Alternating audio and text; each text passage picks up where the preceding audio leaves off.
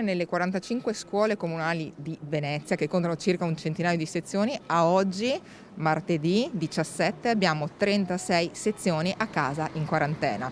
In netto aumento i contagi negli asili nido e nelle materne nel veneziano. I casi in quarantena sono esplosi nel weekend. Chiaramente non è un momento piacevole, ma un momento assolutamente in linea per quanto riguarda la percentuale delle chiusure e delle assenze. La corsa del virus strema presidi e insegnanti, burocrazia e caccia ai supplenti non semplificano la situazione, con insegnanti di classi in quarantena chiamati a sostituire colleghi positivi, operazione che non trova il consenso del segretario regionale della funzione pubblica UIL Mario Ragno, che non esclude di rivolgersi anche all'autorità giudiziaria per il riscontro di eventuali violazioni penali sul rischio contagio che l'attuale gestione del personale nei nidi del Comune di Venezia potrebbe comportare, in contrasto con i protocolli nazionali e regionali che prevedono la formazione di nuclei educativi stabili, vale a dire gruppi chiusi di bambini e personale senza contatto tra loro, per limitare i danni di un'eventuale positività.